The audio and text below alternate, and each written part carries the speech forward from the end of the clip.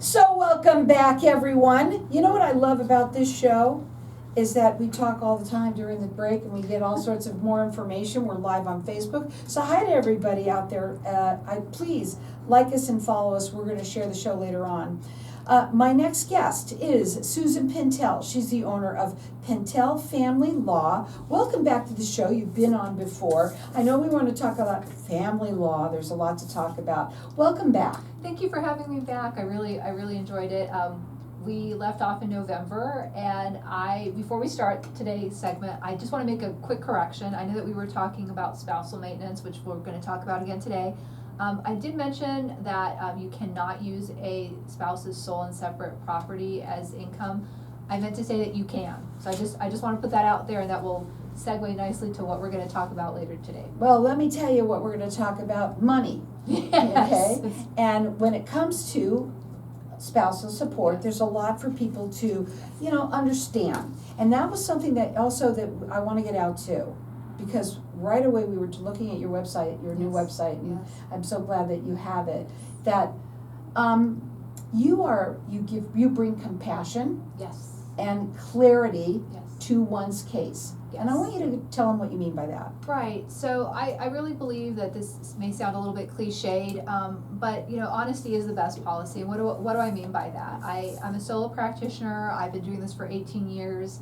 I just want people to understand what the legal system can and cannot deliver in all aspects. So in terms of spousal maintenance, we're going to look at what income means and how to go about quantifying that. I don't, in the early days when I first started, people would come into court and say, hey, I know that your client on his pay stub, it shows $30,000 gross. So my client's entitled to half of that, right?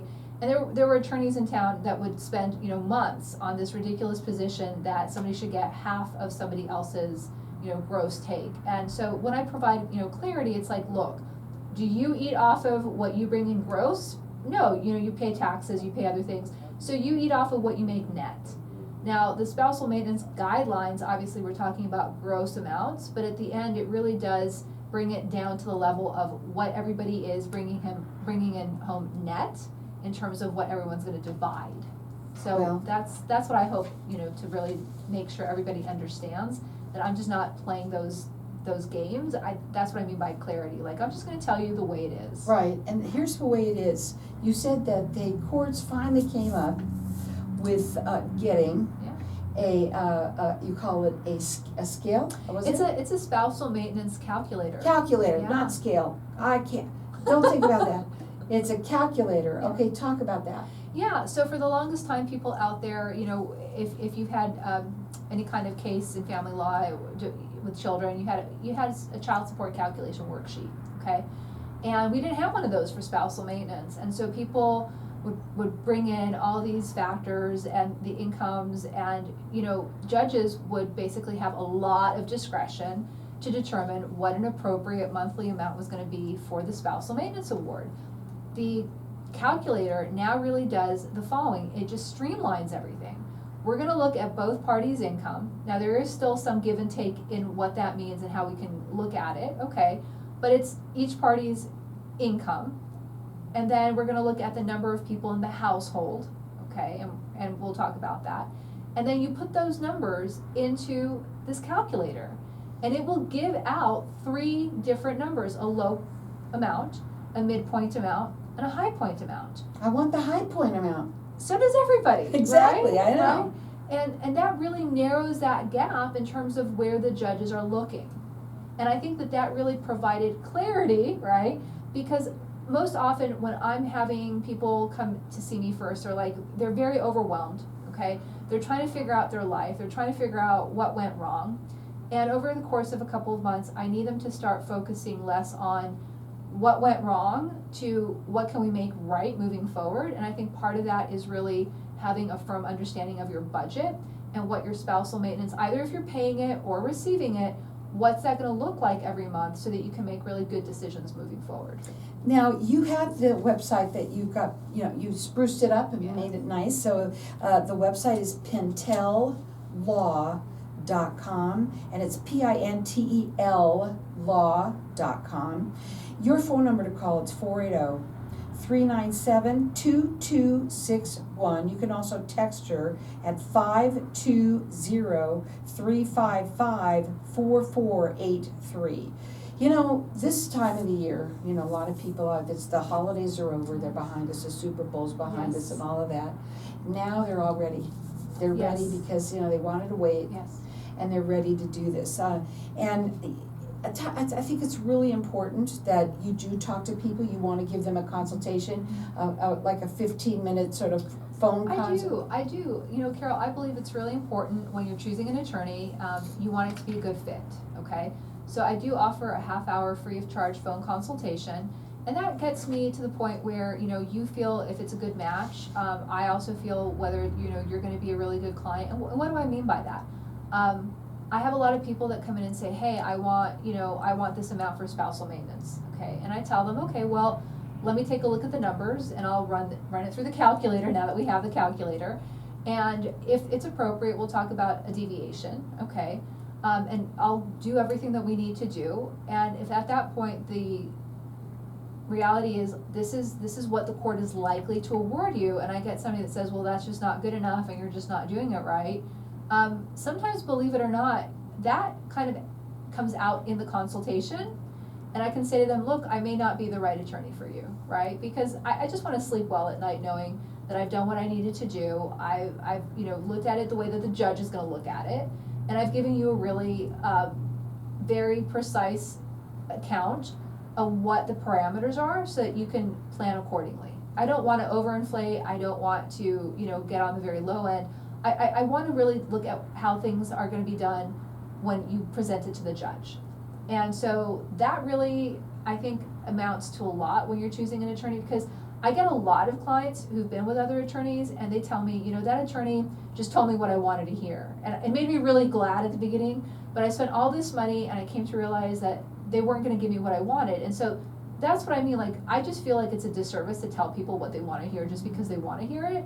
I would rather, you know, have you feel a little bit offended and have you understand that I'm telling you what is likely going to happen. I get a lot of really great referrals from, you know, current clients that way, and they just say, hey, you know, she's treated me really decently, really honestly, she was fair, and this is what she told me was going to happen. It happened, right? Mm-hmm. I would rather that too. Again, her phone number to call, it's 480-397-2261, and you can check her out on her website. It's Pintel, PINTEL law.com. Okay, let's go back over here with some of these questions, because I know I do this all the time, right? So let's talk about, well, seasonal work. People have seasonal work. Yeah, absolutely. You know, in today's society, it's not realistic to think that people just do their regular 8 to 5 jobs, right?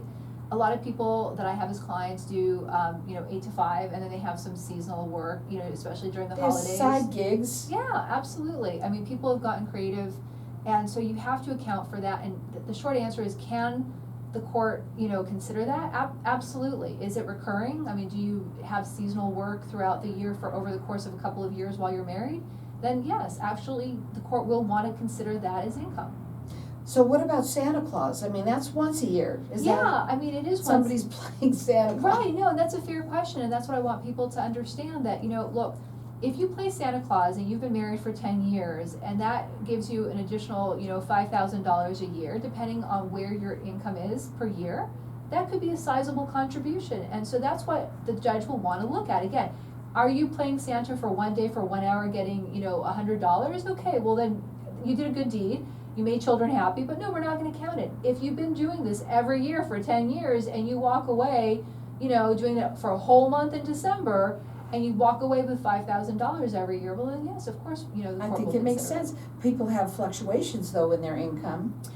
Yeah, absolutely. And again, you know, it all comes down to, do those amounts of income that you get, is there a way for the court to annualize it and make it more consistent? And if the answer is yes, then we're going to look at that. Absolutely. Well, you know, I love that I asked you that question about Santa Claus, because it shows that there's really no stupid question. Because at first I thought, you know, that's a stupid thing. But look at that. No. And what I love about it is that you're being very open about it and saying, hey, you know, listen, if you just did it for, you know, be nice, it was great for you to do, but if it was sizable, then it makes sense. I mean, I'm gonna give you another example if I may, just like, you know, or Go not. ahead. Okay, so if you have a teacher and you're not working during the summer, she decides to pick something up for, you know, 1 month, but that's it. Okay, the court's not likely to consider it because it was a one-time only. Yeah, see, that's what it means. So now what we're gonna do is we're gonna go to a break, we're gonna come back, we're gonna talk further. Her phone number to call is 480-397-2261. It's Pintel, PINTEL law.com. Hang tight, we'll be back in just a minute. You okay? Yeah. Okay, good. Yeah, I didn't know when the commercial was coming up. It's so. okay, it's okay. Yeah. Don't you worry about any of that. When we come back, was there anything more off of that you wanted to elaborate on? No. Okay, so, I think we can talk about, you know, what some of the more normal sources of income are, okay, and then we can kind of talk about, you 'Cause know, we're all over of, here. all of that, and we can kind of go back to that, and then you can ask me, well, you know, in this day and age, like, what happens if you don't know about all of that? Because you have discovery, yeah. and you can call your Where friend. is that though? So if we go back in and you kind of backtrack to, okay, so now we've talked about seasonal, we've talked about, you know, fluctuating, but now let's focus on like what most people will consider income. Okay. Let's go back to your salary, and your Okay. wages and your commissions and your bonuses Okay. and, you know, What's real? what's real, right? Like Okay. for most people, right? But I do think also, and I'm hoping we can get to it, if not, we can do it for the next one, is this one here, if he's not working. Yeah, That's absolutely. huge. Absolutely. And if you wanna jump to that one, we can. I think that's yeah, huge. Okay. Let's do Yeah, that. I do. And then the other thing too that I would wanna talk about at some point, cause there's a lot of people that they hide their money. Yeah, that's what, forensic accountants, we can do financial planners, we can Right. do discovery, we can do subpoenas. Mhm. But yeah, definitely you wanna, like, if you really believe that your spouse is hiding a lot of money, and there are lots of accounts, and that's not my job as an attorney, really, No, but honestly. You But hire those people, right? Yes, absolutely, and we can definitely talk about the importance of We'll that. try and get Yeah. to that, if Yes, not, we'll put it in the next one. Yeah, I think if, that's a very, very important issue, and then as is, like, how do you actually find where the money Right, is at? cause we can even, if we get to this nicely, it comes back to this that. too, Yes, okay? Absolutely. Okay, perfect, we're on the same page.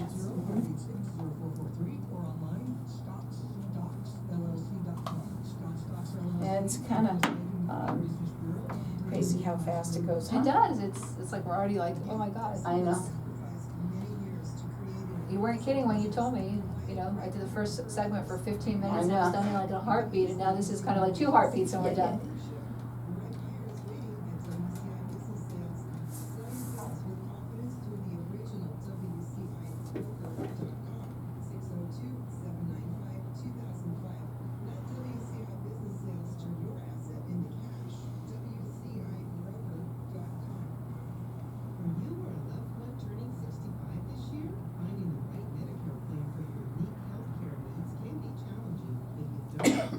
Excuse me.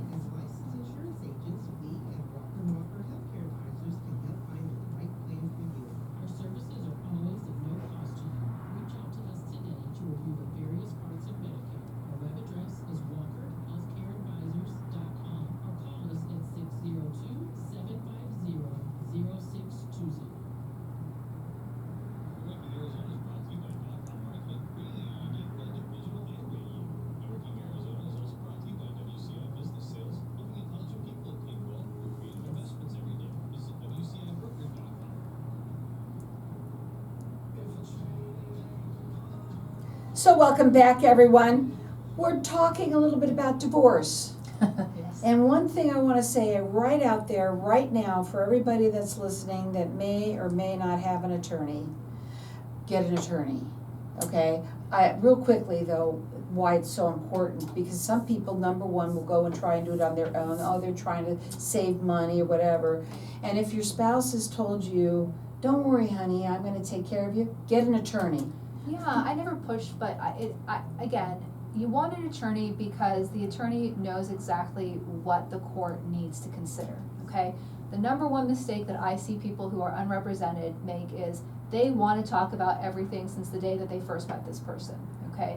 And the reality here in Maricopa County is that you only have about half an hour to present your side, okay? You have a temporary orders hearing, it's 1 hour, some judges make it 45 minutes, so you only have 20 minutes.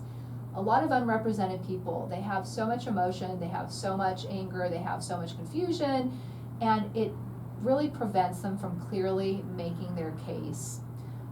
So the attorney's role is really to understand what judges need and to focus on that and present it in a way that makes the best case for the judge to rule in your favor. Now, we've been talking about money, Yes. and we've been talking about that, you know, when you have money, Yes. right? When people are both Right. working, what have you. But there's also sometimes now especially, Yes. when one of the spouses is not working. Right, so that's a really big concern for courts, and that's why the new guidelines address it head on, meaning I have to say, you have people with a marriage of 10 years, 5 years, but it doesn't matter, your circumstances change. You have a spouse who has $75,000 income, and next thing you know, they get injured, and they have to take some long-term disability, and for whatever reason, the other spouse, picks that up, and the dynamic shifts at home, and that spouse never goes back to work. And that puts financial strain, and then there are other issues that come, and finally, that really ends the marriage, okay? Now, the spouse who's not working says, yay, I don't have to pay spousal maintenance because I'm not working.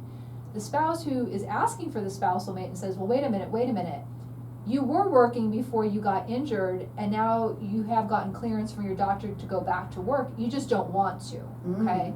So in a situation like that, what does the court do? Well, you can argue for the court to attribute, right, which is attribute income is not income actually being earned, but we're attributing it to you because somewhere in the recent past, you were making that money. So for the spouse who was making $75,000, got injured, chose not to go back to work because their spouse picked up the slack and then, got like an extra job or whatever. Okay, the point is, if you went back into the marketplace, the judge would want to know, can you go ahead and get that job back, right? I mean, how long have you been out of the workforce?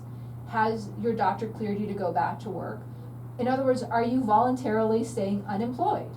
And if the court finds that, given all of the testimony, the evidence, it is true, you can and should go back to work, but you just don't want to, so you're voluntarily unemployed, then your spouse gets to tell the judge, hey judge, look at all of the past tax returns, look at all the pay stubs. I do want you to attribute for spousal maintenance purposes.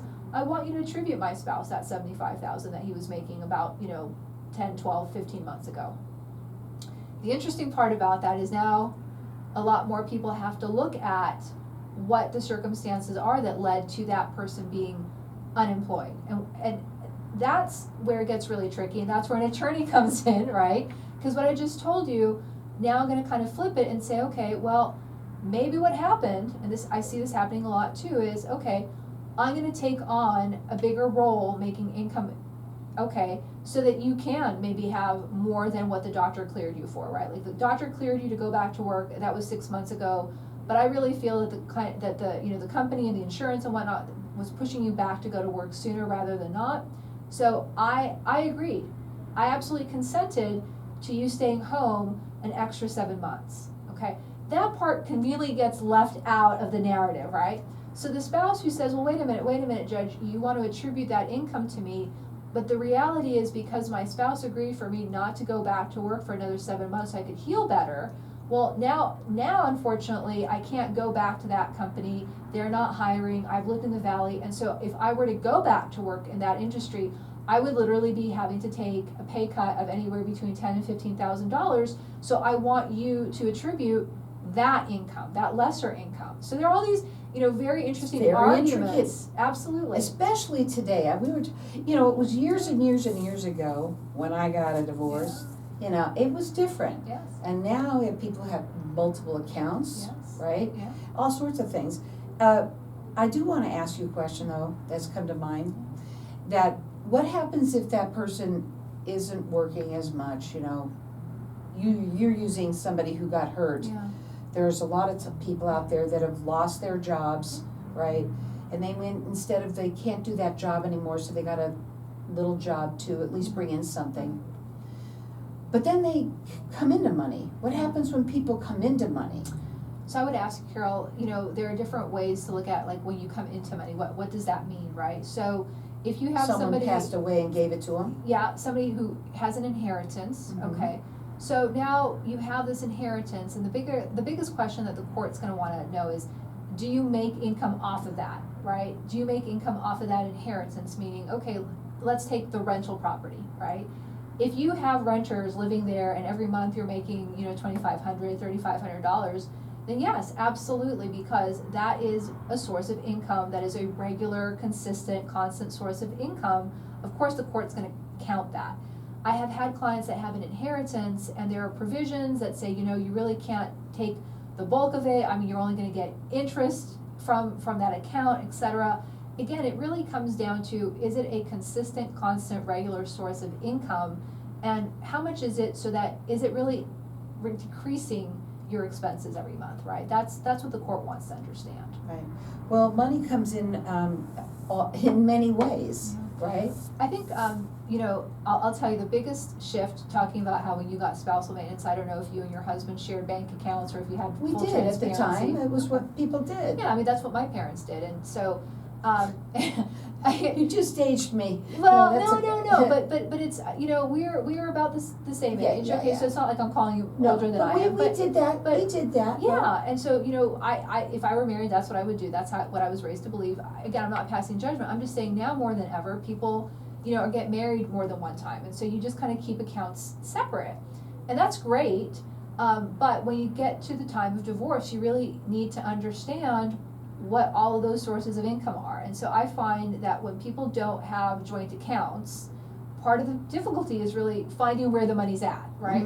So through discovery, I can serve discovery, I can issue subpoenas. If you know that your spouse has, 3 bank accounts at Chase, I'll go issue a subpoena to Chase.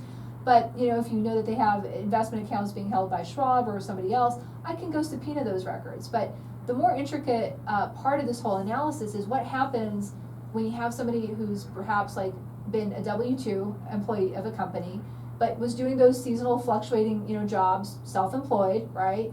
And some of that money did or did not make it into the accounts, right? And it's just like cash deposits. You're gonna want, if there's a lot of back and forth and, here is this account, there's that account, and we're putting in, we're taking out, there's just a lot of movement and a lot of accounts. And I have typically now anywhere from, 7 to 10 accounts per person, which is kind of boggling to me. That to me is too. Yeah, but it happens. I'm going to bring in a forensic accountant because I'm not trained to trace the money. We need to do it, but I'm gonna bring somebody on to help us. Well, it's very intricate and it could be very dicey. It can, which is why you need a team. That's why you need to have an attorney. And please, anybody that's out there that is thinking of getting a divorce, if you do not have an attorney, call her and have her do you said a 30-minute free of charge phone consultation. It's a free of charge phone consultation, and then you can start with first finding out, and I think it's very important too, finding the attorney that you have a good fit. Yes. Right, that's important, and that's the first thing that you're gonna do. Now, her phone number to call is 480-397-2261. You can also text her. That's 520-355-4483. Her website is Pintel, PINTEL law.com. Anybody thinking about getting a divorce today, can be very complicated. What are your final words real quickly? I would just say, be aware, have a budget in mind in terms of what your spending needs are going to be realistic, and find the attorney that's right for you. And you know what? Finding an attorney that's not only compassionate, but is going to guide you and that you understand right off the bat. No, there's no sugarcoating, and it makes it better actually for everybody. Check her out on her website. It's Pintel, PINTEL law.com.